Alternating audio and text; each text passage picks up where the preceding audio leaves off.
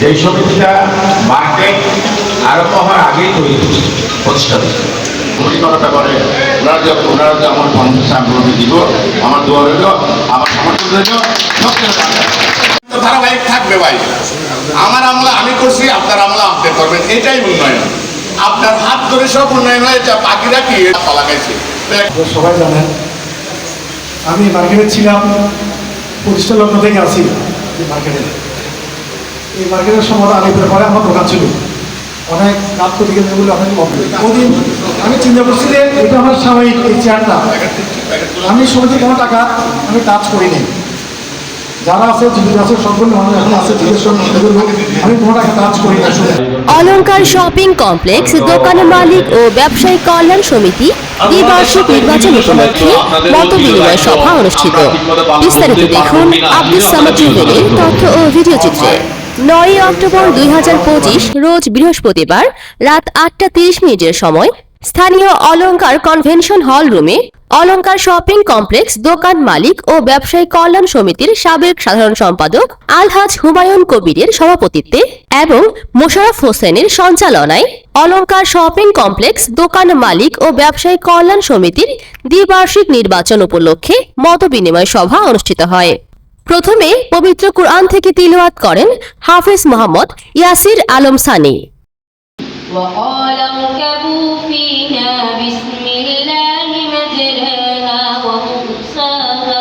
AKM Abul Hasan চৌধুরীর শুভেচ্ছা বক্তব্যের মধ্য দিয়ে এই অনুষ্ঠানটি শুরু হয়। একটা সময় তারপর একটা মত বিনিময় সভা করতে হয়। বক্তব্য আমি বেশি বক্তব্য রাখবো না। মার্কেটে যখন নির্বাচনের সময় আসে, এখানে সাধারণত আমরা দেখি হয়তো দুটি প্যানেল এখানে থাকে, বা যে কোনো আমাদের দোকান মালিকদের পক্ষ থেকে আমাদের এই সবসময় এই প্রতিযোগিতা বা প্রতিদ্বন্দ্বিতাটা আমরা দেখতে পাই মার্কেটে শুরু লগ্ন থেকে হয়ে আসছে। তবে আমাদের একটা ভালো দিক হচ্ছে এতে প্রধান অতিথি হিসেবে উপস্থিত ছিলেন অলংকার শপিং কমপ্লেক্স দোকান মালিক ও ব্যবসায়ী কল্যাণ সমিতির প্রতিষ্ঠাতা সভাপতি ফজলুল হক ভুইয়া। তিনি তার বক্তব্যে বলেন, আরো মার্কেট হয়েছে, আরো হবে, কাজে এটা কি চলবে, যারা করতে পারবেন মনে করেন তাদেরকে ভোটটা দিয়ে একটা দিবেন আপনারা। আর আমি আশা করি যে হুমায়ুন সাহেবের নেতৃত্বে যে কমিটি ওরা হবে ওনারা ভালোই হবে। আমি কমিটি করার ব্যাপারে ওনারা যে আমার কনফারেন্স আমি দিব, আমার দোয়া রইল, আমার সমর্থন রইল, সব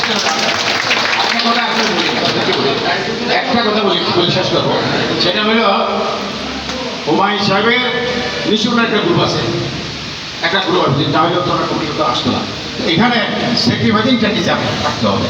আপনি যদি সবাই যদি পদের জন্য আগে দুটি করেন তাহলে কিন্তু হবে না, বুঝছেন, হবে না। এই জিনিসটা মনে রাখবেন। আমার অনুরোধ আপনাদের কাছে যে যোগ্য ব্যক্তিকে যোগ্য জায়গায় বসাবেন। আর এতদিনে নিশ্চয় আমরা চিনছেন কেউ যোগ্য কিন্তু না। আর যদি এটা করবেন আর কেউ যেখানে যারা আছেন আপনি পদ পাইলেন না বলে আবার কমিটিতেও জানেন যে এটাকে নেগলেক্ট করবেন বা ভোট দেবেন, এটা করি না আলাদা অবস্থায় করবেন না। এই যেটা রইল আপনাদের সবার প্রতি আমার শুভেচ্ছা রইল, সবাই আমাদের দোয়া করবেন। আল্লাহ হাফেজ। প্রধান আলোচক হিসেবে উপস্থিত ছিলেন অলংকার শপিং কমপ্লেক্স দোকান মালিক ও ব্যবসায়ী কল্যাণ সমিতির প্রতিষ্ঠাতা সাধারণ সম্পাদক আলহাজ মুমতাজ সওদাগর। তিনি তার বক্তব্যে বলেন, মানুষ যদি আজকে ব্যবসায়ী বাইরে খাইতো আপনার কথা বলতো না, তাদেরকে ইনভাইট করছে। আর যারা ওদের একটু মানে দূরে ছিল বা কাছে ছিল না, ভোট দেয় নাই, এই ধরনের মন্তব্য তাদের আর কি, তাদেরকে পাত্তাই দেয় নাই। ভোট খানা খাওয়াবে না।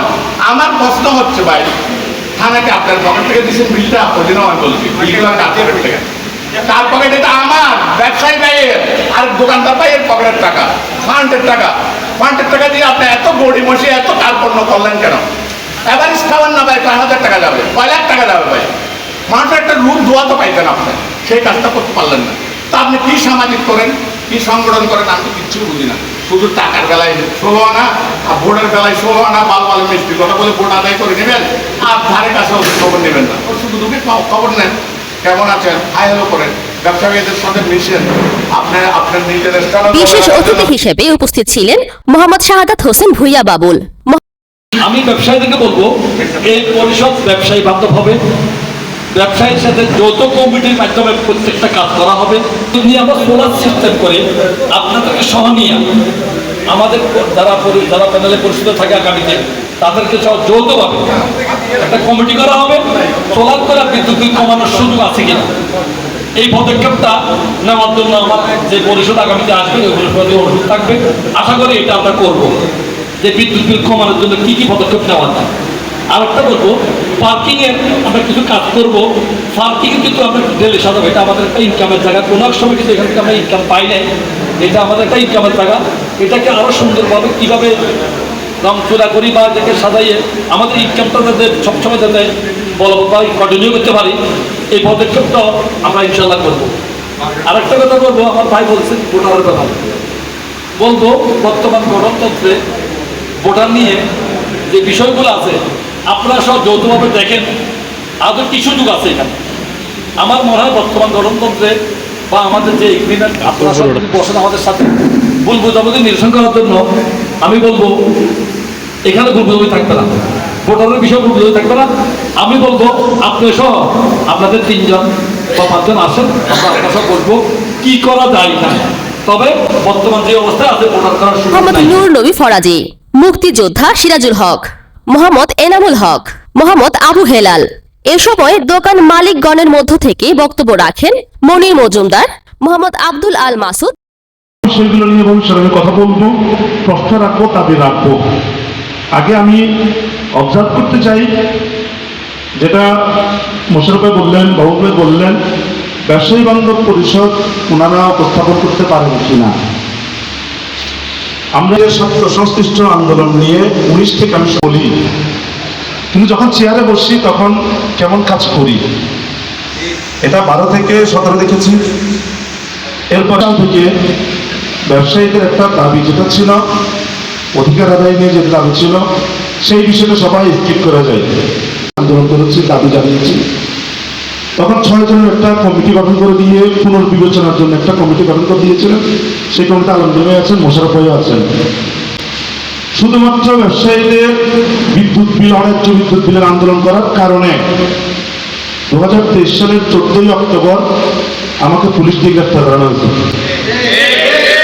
এবং আমাকে গ্রেফতার করানোর 3 দিনের মাথায় 12 টাকার বিদ্যুৎ বিল 13 টাকা করে দিয়েছে। এখনো যারা কমিটিতে আছেন ওনাদের ভূমিকা কি ছিল, ওনাদের ভূমিকা কি ছিল। এরপর আমি আজকে আরেকটা বিষয় জানলাম, যেটা গত 1 বছরে জানি নাই। সেই 13 টাকার বিদ্যুৎ বিল আজকে থেকে 1 বছর আগে আবার 14 টাকা হয়ে গেছে। তাদের সাথে বললেন, বিদ্যুৎ বিল বাড়াইলেন, এর তাহলে 5,60,000 টাকা, 62,000 টাকা এখনো কেন পরিশোধ হইল না?